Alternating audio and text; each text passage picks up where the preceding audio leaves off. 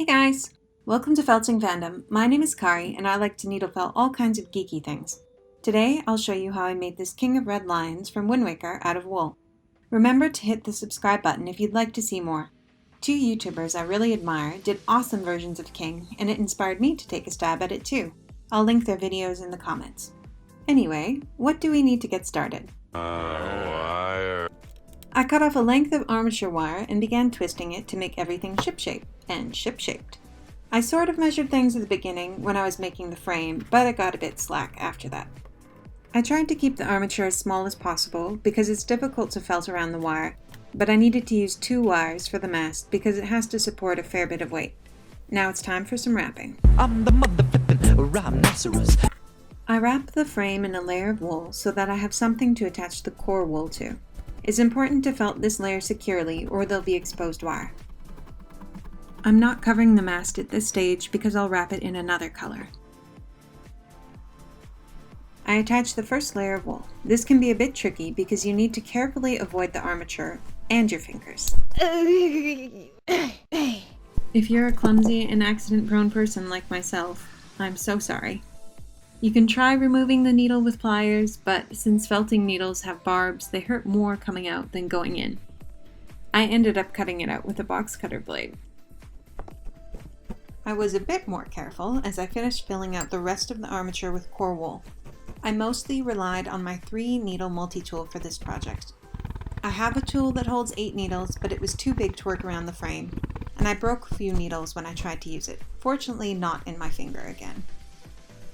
Next, I started working on the mast. Unfortunately, the armature wire that I used was a bit too flexible, so the mast ended up being a bit floppy. To cover the mast, I secured a length of turquoise wool to the boat and wrapped it and felted everything in place. I repeated this for multiple layers until it was the right size. Then I laid out some wool on each of the 4 sides so I could give it a more angular look. I didn't use any of the black wool underneath because it would have shown through. I used more core wool to build up the upper deck and the support at the base of the mast. We finally get a bit more color. I started filling the inner side of the boat with red wool. It's best to work on the inside first because the black core wool might poke through. We can try to hide all of our ugliness on the inside. I hope you guys like planks, because from now on we need to make a whole bunch of them. Let's start with the planks on the upper deck. All you need to do this is a single felting needle, and a bunch of time, and a bunch of patience. On to the lower deck planks. I first felted the beige wool into place, then painstakingly added the definition for each plank. I think at this stage I was a good 15 hours or so into the build, and beginning to wonder why I decided to build the least seaworthy boat of all time. We're so preoccupied with whether or not they could, they didn't stop to think if they should. Too late. I had already invested too much time to quit. I bulked up the prow of the ship with more core wool. Now, the outside of the ship needed to be covered in red. This process was a little bit fiddly because I had to felt everything at an angle so I didn't push the black wool through to the other side. It took a couple of layers of wool and a lot of felting to get a smooth finish. What's next? You guessed it, more planks. Thankfully, it's just 3 per side on the outside of the boat.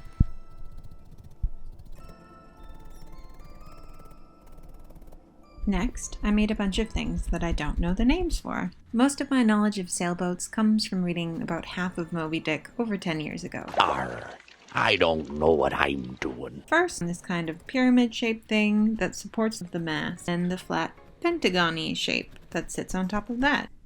Then there's this board that I can't really guess the function of that sits at the base of the mast. If you happen to know what these things are, or if they're just Wind Waker creations, feel free to share in the comments. Here I'm making what I think is part of the tiller, which is what controls the rudder. However, I actually never made the rudder because I was running out of red wool. And I think this rudderless ship is an apt metaphor for how this video is going. And here's the tiller handle that I lost the footage for.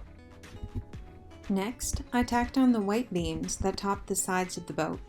This was a bit tricky because I had to try to make sharp, even edges, which isn't easy to do in needle felting. This may be why smart people typically don't felt boats or other man-made objects. I finished off the tiller and attached the tiller handle, which is just a bit of armature wire covered in wool if you're curious. Lastly, I felted a long strip of wool, then rolled and felted it into the correct shape for the king's tail. Even though I can't make the rudder, I don't want to completely neglect his rear end. We'll finish off the mast with the other parts of the mast. I'm pretty sure this lower arm is called a boom. I made the boom by attaching some armature wire to the mast, adding brown wool for the wooden brace, and wrapping the boom in yellow wool. The upper arm involves essentially the same process, but in white. And with that complete, we're ready for the sail! Poor King was a bit self-conscious about his missing sail, so we'll make him a nice one. I cut a sheet of felt to the right size. I didn't consider making the sail from felting wool because I didn't have 5 hours to spare, and I don't hate myself.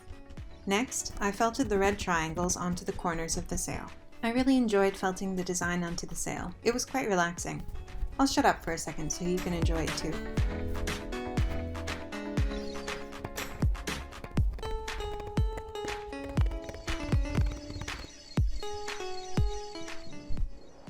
With the sail felted in place, we can finally move on to my favorite part of the project, the king's head. The head is a kind of elongated oval shape. I first built up a few layers of red wool and added some definition for the jaw. I used yellow wool to build up King's snoot. Later in the video, you'll notice that I made it bigger. It's a bit too small here. Teeth are next. The king's mouth is fairly straightforward. He gets a simple strip of white wool across his maw, and then I add black wool to the corners of his cake hole. You may have noticed the addition of some pink. Don't worry, it's only temporary. I was running out of red wool, but it'll be covered up later. Next is the King of Red Lions' I want to say beard or whiskers or whatever they are. There's two, let's call them sideburns, and then the main beard. I partially felted the sideburns before attaching them and finished them when they were in place.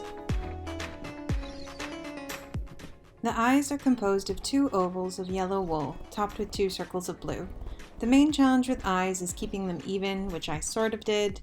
They look a bit wonky, but they look better once the eyebrows are on.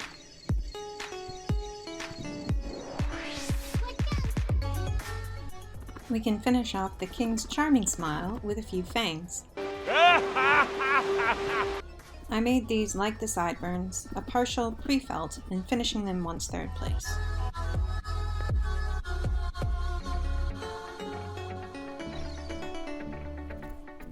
King gets a bit of eyeliner for that smoky-eyed look.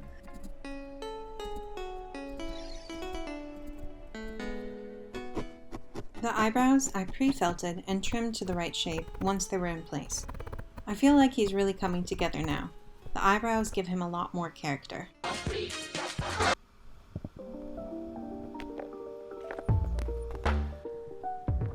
Annoyingly, I forgot to record the beginning of making the horns, but I twisted some pipe cleaner pieces into the shape I wanted and then wrapped them in yellow wool. At least I managed to capture a bit of the felting and attaching here. They took a bit of coaxing to attach. When pieces don't want to join, a bit of loose wool can be very helpful.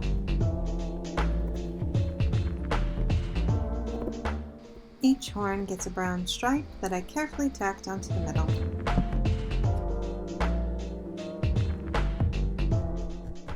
And finally, the king can go from being headless to nearly headless. How can you be nearly headless? And then fully headed. Time for some white stripes. Don't wanna hear about it. King gets 3 of those, and they also help reinforce his neck connection. Lastly, I made the 3 yellow plates that are attached to the back of King's neck. To make these, I folded wool into a triangle shape and then felted them into a leaf shape. I took a thin strip of darker yellow wool and created the swirl pattern on each plate. Those each get felted onto his neck, starting from the largest to the smallest. And with that, the king is done. We just have one last thing to do. You didn't think I'd forgotten about Link, did you? As I mentioned in my last video, I regretted not giving Link an armature. He can't stand up on his own. So unfortunately, he needs to become a permanent addition to this project. Forced to be together forever! Oh well, it's worth it. And with that, this project is done. I'm actually really happy with how this turned out and glad that I stuck with it even though it took over 30 hours. I'll definitely be doing more large-scale builds and maybe even some more architectural builds in the future. Thank you so much for watching. Please consider subscribing and hitting that notification bell. It helps me grow this little channel, and I've got a lot more geeky content in the works and plenty more Zelda projects for you. Bye!